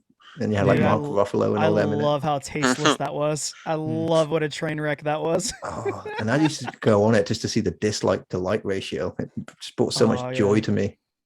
You ever heard of a YouTube channel called Plasma Mastodon? Oh, Is this- no. There's this old dude. He's this You gotta old love dude who used to sing. Right. Do you want me to tell the story? Go on, you tell Right. it. So Yeah. there was a YouTube channel called Nick Crowley, and you know, in hindsight, I don't like this style of YouTuber because it was one of those. Basically, the content was probably 4 minutes long, but he would stretch it out to that 10-minute mark. Right, Oh, so yeah. you know the type. And he was talking about a guy called Plasma Mastodon. He was this old dude that would sing along to karaoke songs on YouTube, and he'd sing it in out of tone, appalling. But on the surface, you look at he came across as a very wholesome old man that was just everybody loved. And it turned out he was a pedophile. So, Oh, well, that's God dang it! Nick What a Crowley. gamble nowadays. But what was fun So was that I would get on the Nick Crowley video. I watched the Nick Crowley video like within a few days of it launching it. The algorithm just threw it my way. So I was down that rabbit. It was locked down. I'm going down the rabbit hole. Uh-huh. And it was funny going onto the comment section of this Plasma Mastodon with everybody saying how much they love this man. And then you've got like the new comment saying, oh, this didn't age well. This aged like sour milk. Love that. But that's everyone though these days. It feels like there's always like anytime we start to fall in love with someone like a celebrity, it's like they're destined to be like a serial rapist. Yeah. You just never know. Well, I've It's got, like I'm a big fan of Woody Harrelson, but I'm so scared that he's. He seems like the type. I would not. Yeah, I love I'm Woody like, Harrelson. please, Woody, please don't be a fucking pedo. You know you what know, I it's mean? funny, I've got a family of like, half my family are like real proper devout conspiracy theorists. Oh, good. So like when it I comes got a to couple of those too. you know, Illuminati and all that. And I sit down with my cousins one time and she says, Tom Hanks is a nonce. I was like, oh, please, not Tom Hanks. Oh, Tom Hanks. Yeah, I was Some like, of it's "No, really No, funny though. Chris D'Elia. Sorry, carry on. You're fine. Go on. No, real quick. Chris D'Elia played a character in Workaholics. One of the first episodes of Workaholics where he played a pedophile. And yeah, they straight up pulled that episode off every streaming service now. Oh no. It's the one episode missing is because it's like, hey, yeah, it's not really a joke anymore, is it? Well, the other day I was thinking randomly about Kevin Spacey because it just popped into my head that every Christmas Eve he always brings out a new Frank video Mm-hmm. from House of Cards. House of Cards. Yeah, ruined that show for me. Thanks. And one of the videos, I think it was like the year after the whole scandal. So he was talking about kill them with kindness. And then everybody and all the hardcore conspiracy nuts were saying, oh yeah, he had a hitman called Kindness. Because like three people that were testifying were like just dropped dead or killed themselves. And everyone was like, Kevin Spacey did that shit. Love it. Imagine being a hitman called Kindness. It's a pretty good name. It's a pretty good name, honestly. I mean, You just wrote Being a another hitman novel called there, dude. 47. It's a number. But yeah, I took Not bad at myself all. off the deep end of conspiracy theories when the world didn't end in 2012. That was it for me. I was like, oh, fuck Yeah, you what a then. jip, right? Yeah, I was like, what the fuck, man? Well, I stayed up all night for this? For the sun to rise? God damn it. But it kind of the day going back to what we 2012 said. that movie became a comedy. Yeah, Yeah. exactly. Oh, you know what? So one of the worst cinema experiences of my life was the film 2012. So typical 17-year-old with my mate, he's trying to get with this chick, but this chick's with a bunch of other girls. So we just like, oh, let's go watch 2012. And I already needed to go piss going into the movie. And my bladder is just getting fuller and fuller and fuller. But I couldn't leave because it's like, we're into the third act. I want to know how this fucking piece of shit film's going to end. I literally crawled out of the cinema on my hands and knees. My bladder was going to burst, and I pissed for like 28 minutes. You know, Bro, so I associate that yeah. film with bladder pain. I've got that right now with I don't know if you guys have seen Eternals yet, but that is My girlfriend wants to go watch it, and I'm trying to get out of it. I mean, I won't give my thoughts on it, but it's a long movie. It's almost 3 hours, and yeah, Oh, no. that's if you gotta pee, that's a horrible one to. I'm just to gonna sit break up through. with her. Not Fuck big, it. not big into the MC universe, really, to be honest. Not gonna lie to you. That's fair enough. That's Yeah. I'm fatigued on it, frankly, and I'm a huge I'm comic. very nerd. picky when it comes to like comic books and the movies. Like Spider-Man, I always go and watch like just out of, you know what I mean, nostalgia and. What would you say was Just the everyone best Spider-Man. like pre-MCU comic book adaptation? Would you say Good pre-MCU? question. Good fucking question. Accurate. Thank you. So adaptation is because I'm a huge comic nerd. Adaptation is 300, as in Okay, like it's an adaptation of the comic. It's the pages are like basically storyboards for the movie. Was that Alan Moore? I also really dig Watchmen. That was Frank Miller. Oh, Frank Miller, yeah. 300. Oh, Frank Miller. What he Alan Moore did done? Watchmen. Yeah, what Frank Miller did for Batman in the Yeah. 80s was just tremendous. Like, yeah, the Killing Joke, the Long Batman Halloween. Returns is The Dark Knight Returns is amazing, dude. Yeah, I've got so much time for I that. love Batman. And Watchmen's good as well. I've got the Absolutely. graphic novel, great graphic novel. I've got The Crow. I know that's not DC, but that's a good graphic novel. James O'Barr. Actually met him at a Comic-Con in Dallas, and he was I felt so uncomfortable because he was so not into anything that was going on. I'm like, hey, I really love The Crow. It's such an amazing story. I love the movie. I love I had like a graphic novel version, and he was just like, all right, thanks. I'm like, will you sign my thing? He's like, yep. And then he just looked at the next guy. I'm like, wow, okay, thanks, man. Cool. You know, it's Never met your heroes, I guess. It was interesting because I was a big fan of the movie. Like I watched it about 2007, and I just instantly fell in love with the movie. I just thought it was so cool, and then I started doing a little deep dive on it. And the graphic novel is the backstory behind it's quite harrowing. So for those who don't know, James O'Barr, he lost his fiance. She got ran over by a drunk driver, I believe. And his way with dealing with the grief was to put it into this Eric Draven character. And anytime Eric Draven was dreaming about Shelley, his girlfriend, or was slain fiance, James O'Barr would draw it in watercolor. I don't know the technical term. And those dream sequences are some of the most beautiful pictures I've ever seen. And it's like, wow. You ever get a chance to watch an interview? It's one of the few times that I don't know which one I prefer. Like the movie is it's a different kind of story. It's more of like a mainstream revenge story because I guess spoiler alert, the final kill in the graphic novel and the comic is off screen because it doesn't matter. Like that's not what this story is about. It's about grieving and dealing with loss and stuff. It's such a beautiful comic. It's one of the few comics that made me cry. It's a beautiful comic. In the comic, he's completely immortal. Like he doesn't suffer. Because in order to make a Hollywood movie, there has to be that obstacle at some point, which is the bird gets shot and he loses his powers. Yeah. But in the comics, he's just unstoppable.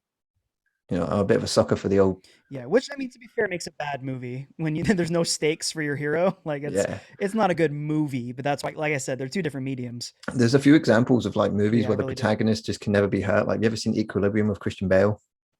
Oh, yeah.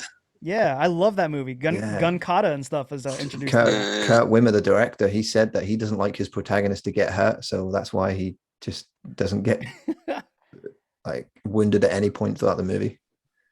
That's on Netflix now, I believe. So I Yeah, might check that that's a out. great point. That's like a cross between 1984 and It's Fahrenheit great. 451.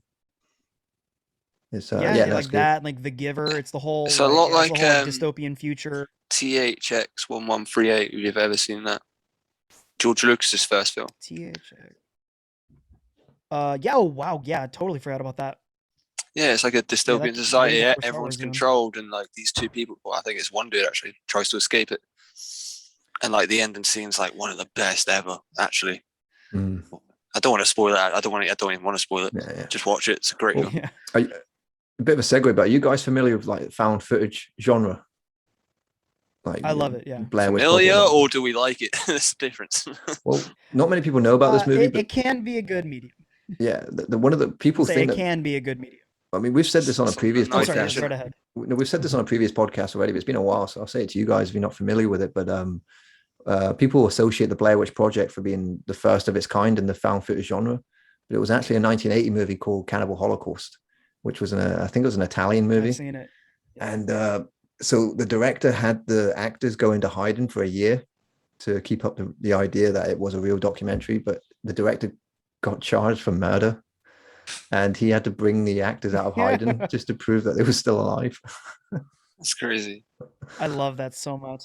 Also, a bit extreme, but hey, I'm the artist. I'm not a director. Yeah, that kind of commitment to a movie is always insane to me. But I mean, I'm not going to judge someone's method because you got on one hand you have the Jared Leto's of the world who has to send used condoms and stuff to their co-stars to get into to find that character, and then you got the other dudes who are just like, and I'm this character now. Yeah. You know, what makes me laugh. I'm not gonna say one's terrible, but I love hearing like behind the scenes. Like I love it when someone goes method, like pure method, on a film that bombed. That's great. Because you get, these some of these Hollywood actors. I think it's great justice. Some of these Hollywood actors, like you realize just how fucking childish they are. Because like we've never been in the industry, but you get a little glimpse of it. There's a YouTube channel called Joe Blow Videos, and he does a lot of behind the scenes. Like he calls it the WTF, what the fuck happened to such and such a movie or such and such an actor. It's really, really interesting stuff. And he would talk about certain movies that just bombed so hard. Like Waterworld's a great episode where he talks about what went wrong with Waterworld. I have such a soft spot in my heart for Waterworld. Oh, Giant tank. But like if you've ever gone to I think Universal Studios in Orlando, and I think they have it in California as well. They have the coolest show, like live performance for Waterworld, and it's that good that it's freaking Waterworld back from the 30 film years later. One ticket at a time from freaking Universal. It's a stunt show. That's all it is. It's loosely connected to the movie, but it's just a giant stunt show. It's incredible. The thing that's interesting about Waterworld is it was one of the last movies of its time, because after that they kind of stopped doing such big productions in terms of physical sets. Oh, hang on, what's happening? I think AJ is lagging behind in the Zoom. LOL. Oh, I was trying to keep that out of the podcast, but sorry. I might be lagging. I was like, what the fuck? Is there a ghost in the Zoom? No, I just noticed that AJ was like laughing at jokes like 2 seconds after they were told, and I was like, yeah, I think really? AJ, yeah, I mean, that's cool, man. I've noticed, but then maybe we're lagging along with you. I don't know. Hopefully not. Hopefully I'm not lagging. But yeah, you get these films, these massive like sets that these practical sets that they have to build. So Waterworld was kind of the last of its kind, really. They kind of, after that it was green screen. And what Disney Plus have got going on now with this whole weird, what they do with Mandalorian, that's the future now, isn't it? No more green screen. It actually is a projection. Yeah.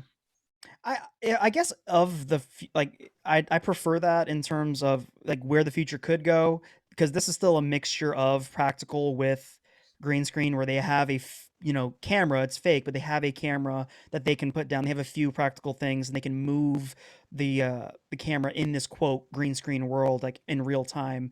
Mandalorian looked great, so I think and as far as where that can go, I'm a fan of it.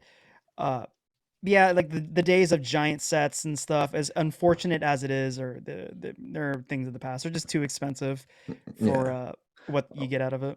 I mean, it's interesting. I think in the next 10 years, you're going to see sort of the complete demise of Hollywood, because, I caught wind of this guy who's doing his own crowdsource funded Spider-Man series.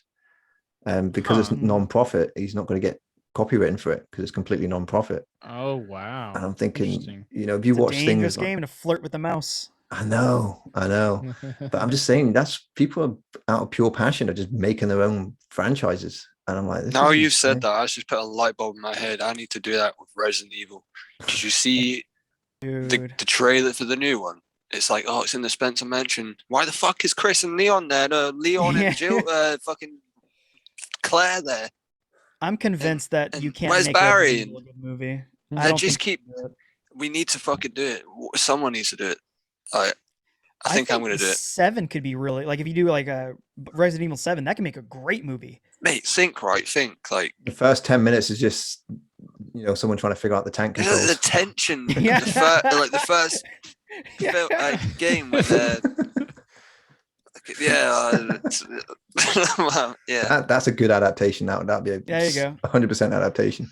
The Resident Look Evil at the- camera thing locked in like the corner of the room. The Yeah, guy, like the actor, is like walking yeah. into the wall because he didn't. The camera Yeah, freaking changed. it's 7 Just and a have half. some guy Yeah. going in circles to see her tits bouncing up and down. Yeah. Oh my It's, god. it's 7.5 hours long. There you You're go. almost a Jill sandwich. Yeah. Yeah, Jesus. just remake the first game, the original cheesy dialogue and everything, bit by bit. Yeah, I like how the first Resident Evil movie like started off well, like it was in the mansion, and then boom, next thing you know, it's in this underground umbrella. I'm like, what the fuck? Yeah, but the thing Yeah. about the actual first film, there's no original characters in it whatsoever. I'm trying to think now. Jill shows up in the second movie. Yeah, that's the Well, second they film. all trickle in eventually. Leon even shows up for a second, you know. In Yeah, but you think the first Resident Evil film, when was it made? 2000, 2001? That's not even far off the first game being released. You know, it's Where's old when Marilyn the Manson original did the fucking, characters?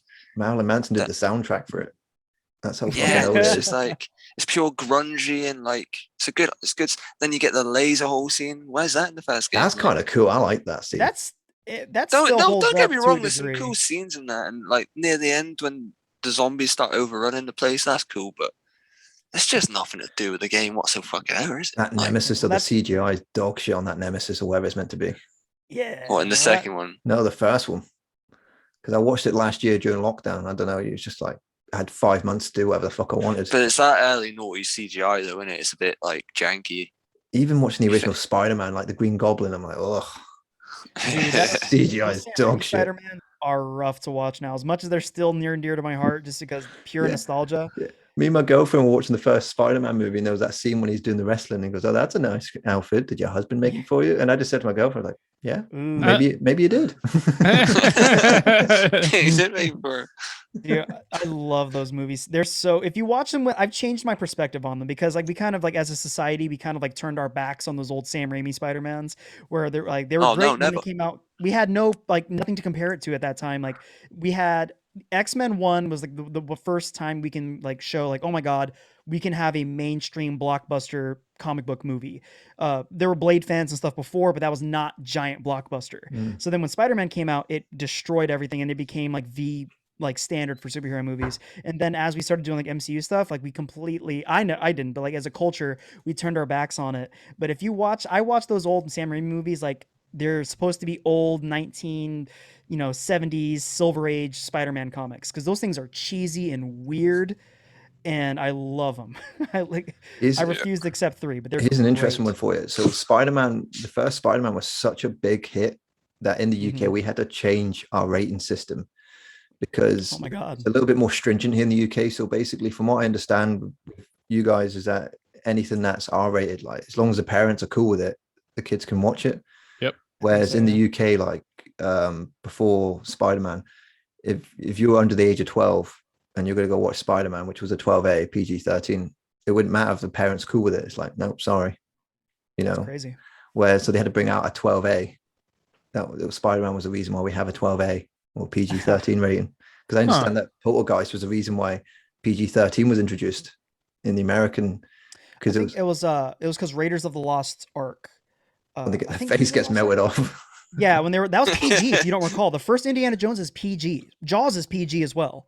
Like there The was Exorcist is PG, PG. and then R. Yeah, Yeah. because they're like, well, I mean, like, yeah, there's nudity, but it's not gory. And so, like, once, like, after, I think it's because Steven Spielberg was like, hey guys, this was a little intense for children. Like after, I think it was Raiders, and they were like, yeah, we're gonna go ahead and say 13, PG-13 now is and that became like I think like that's the most popular rating here, at least here in like U.S. Most movies aim for PG-13. The first R-rated movie that I ever watched was with Sean. We were 14 at the time, and this was rated 15. But we kind of got through. We got through anyway. And it was little bum fluff mustaches. Like, it was scary movie. We're 15. It was scary movie 4, and we had so much fun watching that film. That's good time. But last night I saw a face. Like, did it have a nose? Yeah, yeah, definitely sounds like a face. I love it. We'd love to get Craig Burke on the podcast. We're big fans of Craig Burke because we love the 13th Floor. Okay. You haven't seen that? No, I was going to say. Let me look it up. Maybe it's have. A similar vein, but it's not exactly the same. But I'm just curious. Like you guys said, like you put on mustaches, or whatever, try to get in the movies, whatever. So I have a similar story for that. Whenever I was like probably 12, but more importantly, I was short. I was trying to go to ride go-karts. I mean, surely you guys have go-karts in the UK somewhere. Yeah. So I think I was like, I don't know, like I said, 7, 8 years old, and I was like 4'2" or something like that. And you had to be like 4'5" to ride the go-karts to be able to drive, right? And so before we left, like I wore like my mom's high heels so I could be tall enough to drive the go-kart. Wig on and shit. Yeah. No, I mean, no, I didn't do anything. I just literally I was like, normal. You cross-dressed. Did you just assume my gender? But yeah, like I'm just curious. Like you guys, AJ, do you have any stories like that of like a time whenever you like did something crazy, like to change your appearance that you could get into something normal? But I do have a story for you. Like, okay, go for it. I've never told this story before, so you have to bear with me. So I was 21 at the time, right? So there was these 16-year-old kids trying to buy alcohol, and I refused to buy alcohol for them. But I thought, I'll watch you go in with your fake IDs, because this supermarket, like, it had all glass windows, so I could see everything from the outside, right? And he showed me the passport, right? This was 2013. This passport expired in 2007, and it was issued in 1997. Right? What a move. So this guy would have to have been like fucking 34. It's like a fucking McLovin, yeah. Right? One fucking name on it. Seal. And he barely looked like the guy on the passport, right? So I'm just like, and he goes, "You think this will work?" I was like, "Yeah, it'll be fine. Go ahead." Right? So I send him in. Bringing a passport in. That's it, because I wasn't going to buy alcohol for the guy, but I just wanted to watch him buy it, right? And I could see like the cashiers and all that, like taking the passport, looking at it, and giggling amongst themselves. And he walks out empty-handed. That's good. Oh stuff. man, it literally reminds me of that scene from Superbad. Like when he's having the dream sequence of all the times he Good luck, fucking Jules. Yeah, he's like, how old are you? He's like 24. He's like, he looks at him. You Like, sure yes, you are. Have a good night, Seth. You too. Or the one where the security guard catches him, he slits his throat. He just walks out like, stuff. I didn't get it. Bobo, take off your jacket. You look like fucking Aladdin. Yeah. So I'll cut your face out and put it on my face and go in there and buy the fucking alcohol myself. You don't have the surgical precision for that. One of my favorite scenes is when they end up at this other party and it's just full of coke heads that are just really aggressive. Yeah. And he goes, you look like Jimmy's brother. And he goes, sing, Jimmy, sing. And he starts doing the Guess Who, like, burr, burr, burr, burr, these eyes, right? And then the guy just does a key bump. And he goes, yeah. Wow, wow. That was spot on. It's just like veins going down his neck. He's just fucking. I've been in situations like that, and it is tense. Like if I get high and watch Superbad and I get to that scene, I'm just like, oh, the realism, trauma. But then there's a bit when a fight breaks out and all that, and you just hear them go, "Hold him down, Jimmy's brother." It's on top of him, like. That's so freaking good. That's good. And he punches him. He's like, "Terry got out of the cage, man."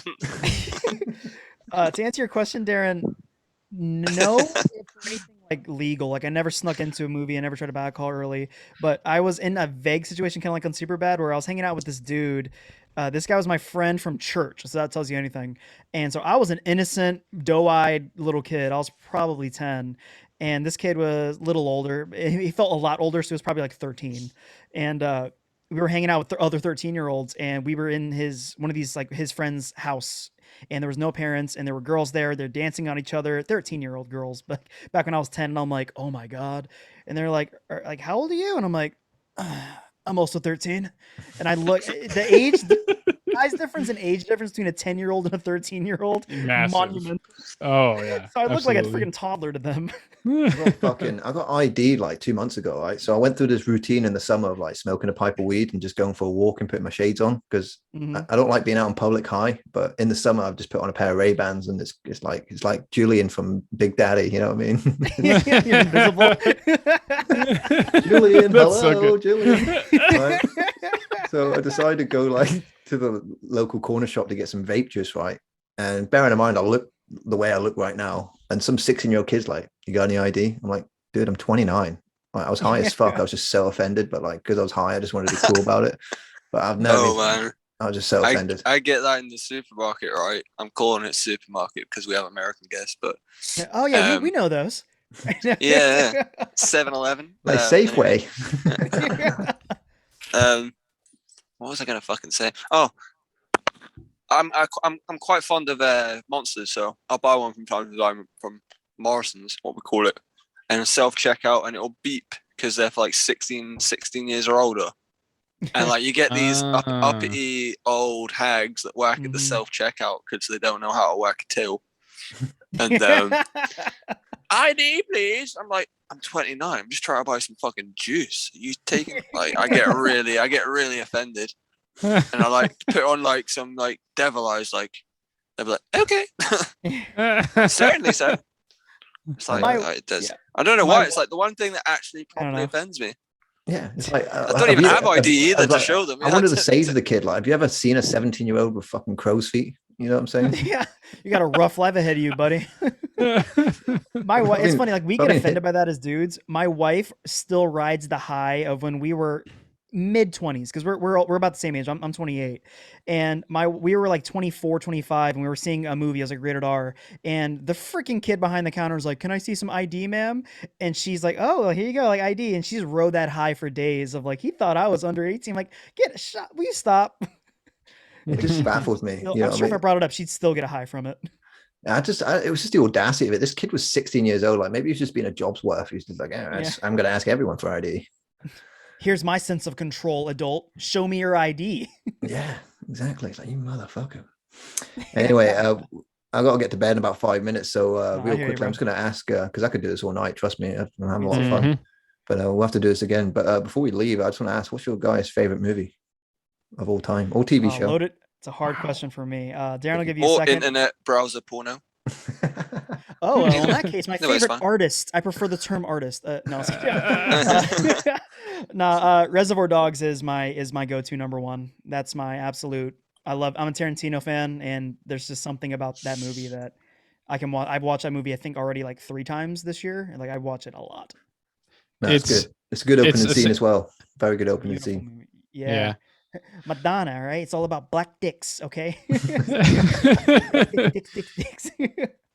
It's hard for me. I mean, like any, that's a super tough question, and that could change like literally any day. And actually, it's funny. Like, I don't know if it's definitely not my favorite movie necessarily, but it's one that I have watched a ton of times. And I mentioned it earlier. It's actually, I think it's The Wolf of Wall Street. I think I absolutely love that movie. I love Leo's performance in the movie. I love it's. Yeah, I absolutely love that movie. And I just love it. Was it Aaron Sorkin that wrote that movie too? Or no, that was Scorsese. Scorsese directed it. I don't know who wrote it. Scorsese directed it.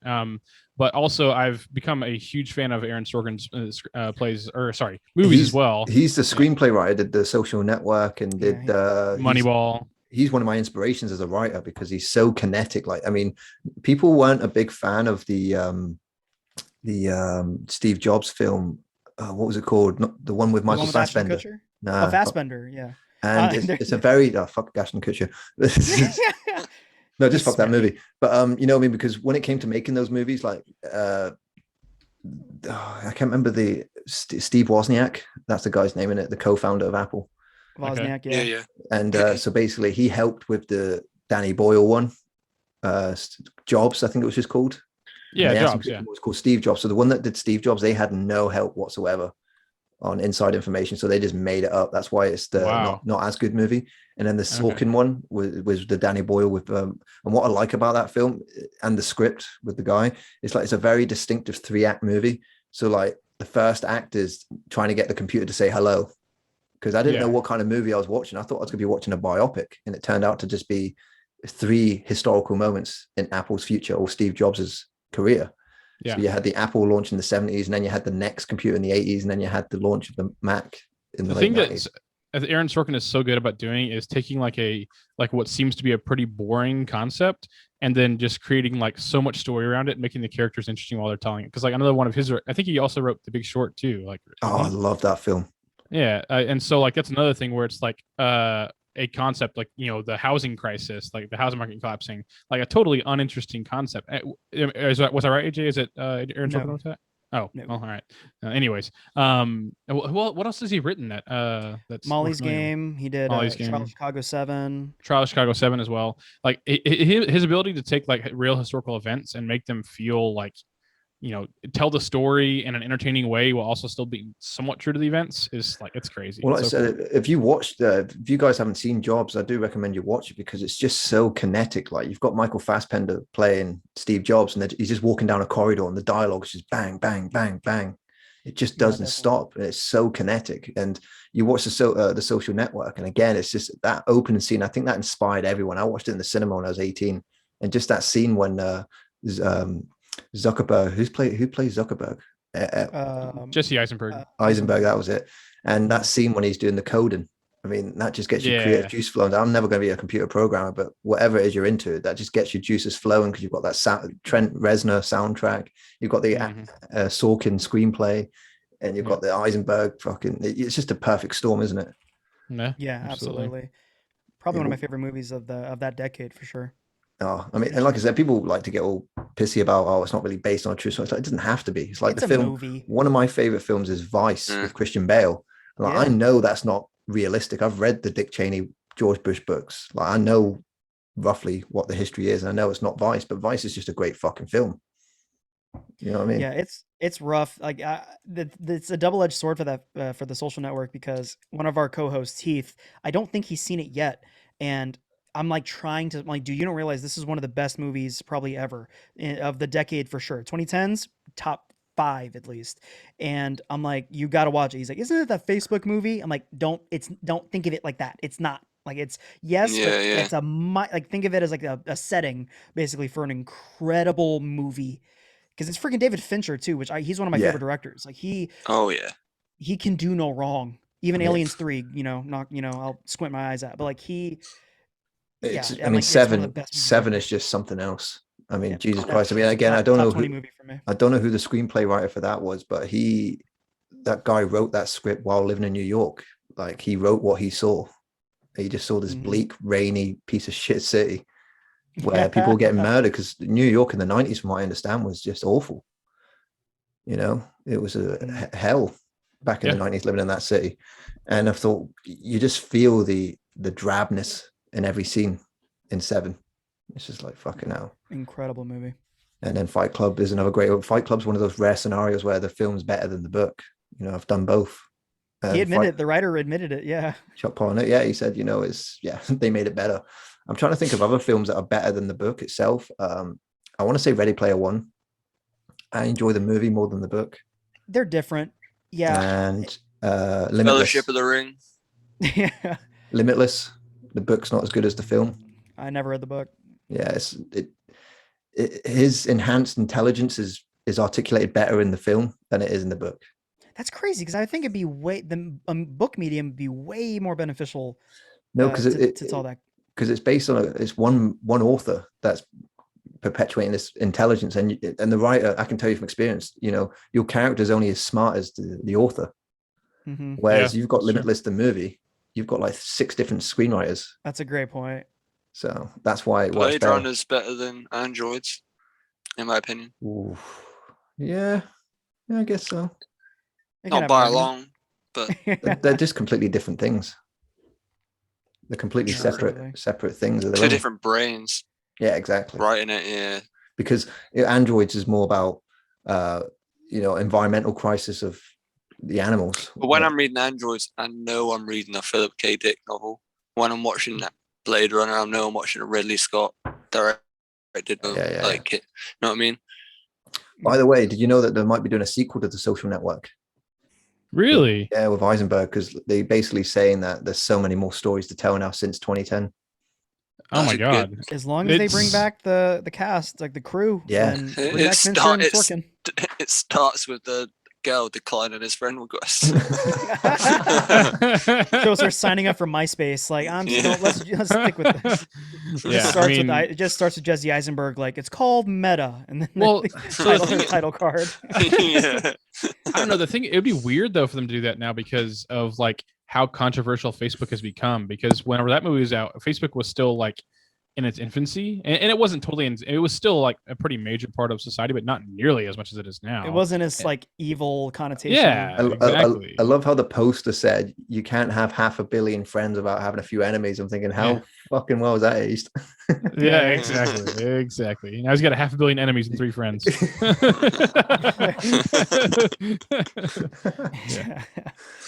good stuff, guys. Well, guys, it's been an absolute pleasure. Like I said, I could go on for another hour, but I've got to get to work. So it's like, you guys are really cool. And we'll have to do this again. We'll have to catch up soon because Absolutely. There's so many things. We'll come on your podcast if you guys would. Absolutely, we'll figure something out for sure. Looking forward to that. Yeah. Cool. Because the last podcast we actually set something up with ended up being total assholes, so this works out. Well, I'm glad we passed your. You guys were awesome, honestly.